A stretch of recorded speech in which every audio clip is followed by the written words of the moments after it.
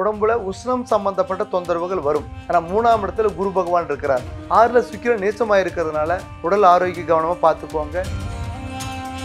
திருமண தடை இருக்கிறவங்களுக்கு திருமண தடை விலகும். கல்யாணம் பண்ணலாமா வேண்டாம்னு யோசனை பண்ணிட்டு இருக்கிறவங்களுக்கு கல்யாணம் பண்ணலாம்னு நல்ல முடிவு எடுக்கிறதுக்கு உண்டான அருமையான ஒரு காலகட்டங்கள். வீடு கட்டுறதுக்கு பிளான் பண்ணுங்க. இந்த நேரத்தில் நான் வீடு கட்டுறதோ பில்டிங் கன்ஸ்ட்ரக்ஷன் சம்பந்தம் பண்றது ஆகாதுன்னு சொல்லுவாங்க. ஆனா ரிஷப ராசிக்காரருக்கு எவ்வளவு தடை வந்தாலும் அந்த தடையிலிருந்து மீண்டு வர்றதுக்குண்டான அருமையான காலகட்டங்கள் இந்த ஐப்பசி மாசம்.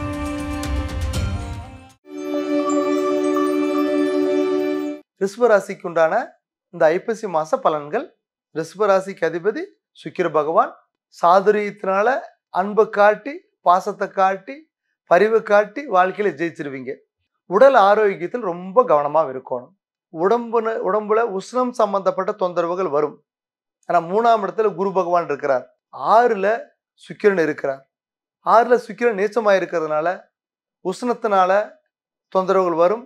உடல் ஆரோக்கிய கவனமா பார்த்துக்குவாங்க.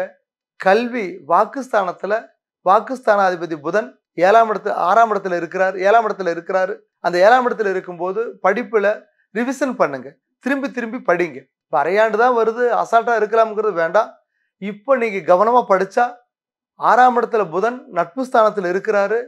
நீங்க படிக்கக்கூடிய அந்த போர்ஷன் சப்ஜெக்ட் உங்க மனசுல ஆழமா பதியறதுக்கு அருமையான ஒரு வாய்ப்பு இருக்குது.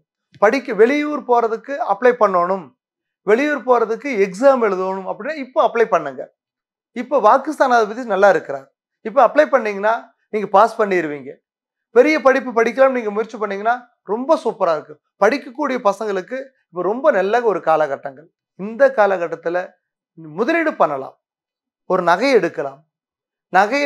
நகை சீட்டு போடலாம். ஜுவல்ஸ் தங்கம் உங்களுக்கு சேர்க்கை கிடைக்கிறதுக்கு உண்டான ஒரு வாய்ப்பு இருக்குது.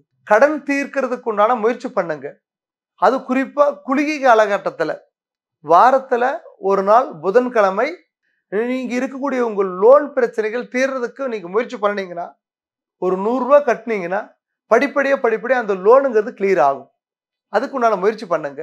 திருமண தடை இருக்கிறவங்களுக்கு திருமண தடை விலகும். கல்யாணம் பண்ணலாமா வேண்டாம்னு யோசனை பண்ணிட்டு இருக்கிறவங்களுக்கு கல்யாணம் பண்ணலாம்னு நல்ல முடிவு எடுக்கிறதுக்கு உண்டான அருமையான ஒரு காலகட்டங்கள். வரன் வந்து சேரும். வெளியூர்ல இருந்து வெளிநாட்டில் படிக்கக்கூடிய பசங்களுக்கு வேலையில் இருக்கிறவங்களுக்கு பெண் தேடிட்டு இருப்பாங்க. தள்ளி போயிட்டே இருக்கும். ஜாதகம் ஒத்து வராது. வெளிநாடு கொடுக்க மாட்டோம்னு சொல்லுவாங்க. 2 வருஷத்துக்கு முன்னாடி பார்த்த பையனோ பார்த்த பொண்ணோ மீண்டும் அவங்களே வந்து நான் கல்யாணம் பண்ணிக்கிறேன்னு சொல்றதுக்கு உண்டான அருமையான காலகட்டமா இருக்குது. அருமையான வாய்ப்பா இருக்குது. இந்த ஐப்பசி மாசத்துல சொத்து வாங்குறவங்க குறிப்பா ரிஷப ராசிக்காரங்க வீடு கட்டுறதுக்கு பிளான் பண்ணுங்க. இந்த 2 வருஷமா 4 வருஷமா நான் வீடு கட்டுறதுக்கு முயற்சி பண்ணினேன், லோன் போட்டுட்டேன், இடம் பார்த்துட்டேன், என்ஜினியர்கிட்ட கொடுத்து என்ஜினியர் ஓடி போயிட்டாரு அப்படி இருக்கிறவங்களுக்கு இப்போ அதே என்ஜினியரை மூவ் பண்ணுங்க. அல்லது ஒரு நல்ல மேஸ்திரி மூவ் பண்ணுங்க. வீடு கட்டுறதுக்கு உண்டான பூஜை போட்டு வீட்டு வேலையை ஆரம்பிக்கிறதுக்கு வாய்ப்பு கிடைக்கும். நம்ம என்ன நினைச்சுக்குவோம், மழைக்காலம், புயல் காலம், காத்து காலம், இந்த நேரத்துல நான் வீடு கட்டுறதோ பில்டிங் கன்ஸ்ட்ரக்ஷன் சம்பந்தம் பண்றது ஆகாதுன்னு சொல்லுவாங்க. ஆனா ரிஷப ராசிக்காரருக்கு எவ்வளவு தடை வந்தாலும் என்ன பாதிப்பு வந்தாலும் அந்த தடையிலிருந்து மீண்டு வர்றதுக்குள்ள அருமையான காலகட்டங்கள் இந்த ஐப்பசி மாசம். பொதுவாக தடைகள் நிவர்த்தி ஆகும். சொத்து வாங்குறதுக்கு இடம் வாங்குறதுக்கு உண்டான வாய்ப்பு கிடைக்கும். உடல் ஆரோக்கியத்தை ட்ரீட்மெண்ட் பண்ணலாம். உதாரணத்துக்கு வயிறு ரொம்ப தொந்தரவா இருந்துட்டே இருக்கு, அதனால உடனே நீங்க ஸ்கேன் பண்ணி பார்க்கலாம், என்ன பிரச்சனைன்னு பார்க்கலாம். அந்த பிரச்சனையிலிருந்து மீண்டு வர்றதுக்குள்ள அருமையான ஒரு வாய்ப்பு இருக்குது. உடல் உபாதைகள், உடல் தொந்தரவுகள் நிவர்த்தி ஆகும். விளையாட்டு துறையில உடல் ஆரோக்கியத்தை, இத்தனை வருஷம் நான் வாக்கிங் போகல, எக்ஸசைஸ் பண்ணல, ஜிம்முக்கு போகலன்னு இருக்கிறவங்களுக்கு இப்போ வாக்கிங் போறதுக்கு, எக்ஸசைஸ் பண்றதுக்கு, ஜிம்முக்கு போறதுக்கு ஒரு அருமையான ஒரு வாய்ப்பு உருவாக்கக்கூடிய ஒரு காலகட்டமா இருக்குது. இந்த ஐப்பசி மாசத்துல வரக்கூடிய தீபாவளி காலகட்டத்துல உங்களோட பித்திருக்களுக்கு முன்னோர்களோட சாபம் இருக்குன்னு சொல்லியிருப்பாங்க, முன்னோர்கள் பண்ண பாவம் இருக்குன்னு சொல்லியிருப்பாங்க. அடுத்தது உங்க குடும்பத்துல ரிஷப ராசிக்காரருக்கு இறந்தவங்களோட ஆத்மாவோட பாதிப்பு இருக்கும். ஆனா எல்லாத்துக்கும் இறந்தவங்களோட ஆத்மா வராது. இந்த ரிஷப ராசிக்காரங்க இறந்தவங்களோட ஆத்மாவோட பாதிப்பு இருக்கும். அந்த ஆத்மாவோட பாதிப்பு நிவர்த்தி ஆகிறதுக்கு உண்டான ஒரு காலகட்டங்கள். அந்த ஆத்மாவோட பாதிப்பு என்னென்ன தொந்தரவு கொடுக்கும்னா, திருமணத்துல தடை உருவாக்கும், கல்வியில தடை உருவாக்கும், உடல் ஆரோக்கியத்துக்கு எடுக்கும், தொழில் ஸ்தானத்தை பாதிப்பு கொடுக்கும். அது என்னன்னு தெரிஞ்சுக்குவாங்க. தெரிஞ்சுக்கிட்டு அதுக்குள்ள வழிமுறைகள் நீங்க தேடிக்கிறதுக்குள்ள அருமையான காலகட்டம்ங்கிறது இந்த ஐப்பசி மாசம். இந்த ஐப்பசி மாசத்துல கடன் கொடுக்கறதும் ஆகாது, கடன் வாங்குறதும் ஆகாது, கடன் கட்டுறதுக்குண்டான ஒரு காலகட்டங்கள்.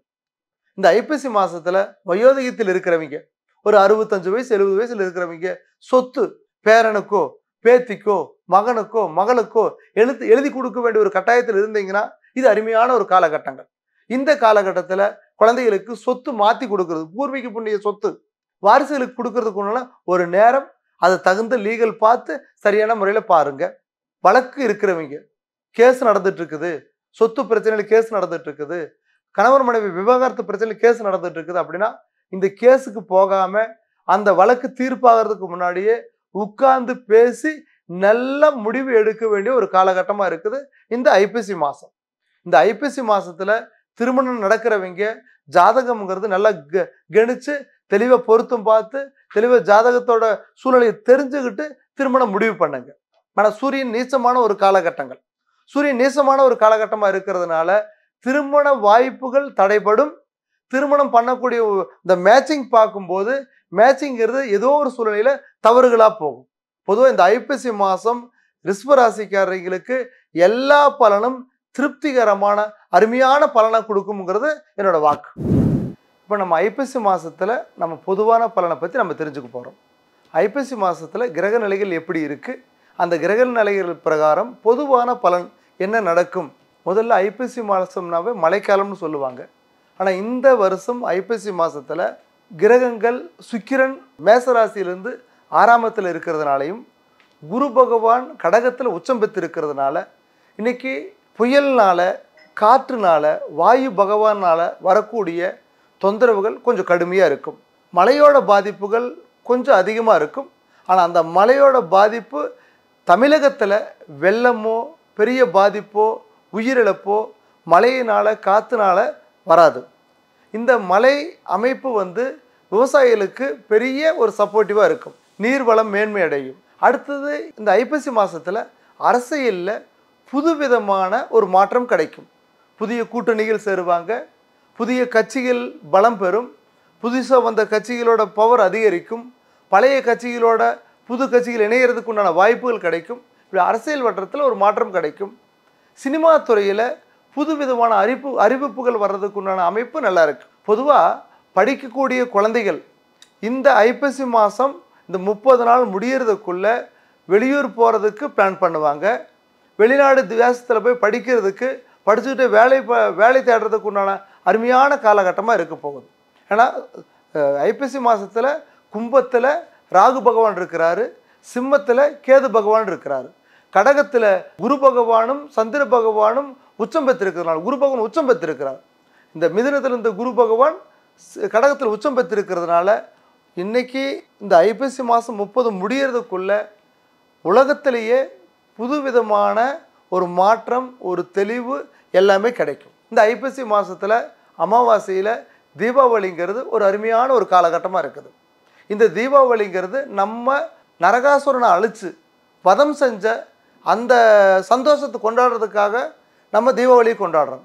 அதில் நம்ம இப்போ என்ன மனசில் நினச்சிக்கிட்டு அந்த தீபாவளியை கொண்டாடணும்னா நமக்கு வரக்கூடிய கஷ்டங்கள் விலகணும், துன்பகம் விலகணும், நம்மக்கிட்ட சுற்றி இருக்கக்கூடிய சத்துருக்கள் விலகணும், எல்லாமே நல்லதாக நடக்கணும். அப்படிங்கிற நம்மகிட்ட இருக்க துஷ்ட சக்தியை விலக்கி, திஷ்டியை விலக்கி, மாந்திரிகத்தை விலக்கி, பட்டாசு வெடித்து இனிப்பு கொடுத்து புது துணிகள் அணைஞ்சு சந்தோஷமாக வழிபாடு பண்ணக்கூடிய ஒரு காலகட்டங்கள். இந்த காலகட்டத்தில் அதிகாலையில் பிரம்ம முகூர்த்தத்தில் எந்திரிச்சு எண்ணெய் தேய்ச்சி தலைக்கு குளிச்சுக்கிட்டு தீபம் பருத்தி வச்சு சாமி குலதெய்வத்தையும் சூரிய பகவானையும் கும்பிட்டுட்டு நீங்கள் வான வேடிக்கைகள் பட்டாசுகள் சத்தம் இல்லாமல் பண்ணிட்டு வந்துட்டா உங்கள் வாழ்க்கையில் இந்த வருஷம் முழுவதும் பொற்காலமாக இருக்குங்கிறது இந்த ஐப்பசி மாதத்தோட பலாபலன்.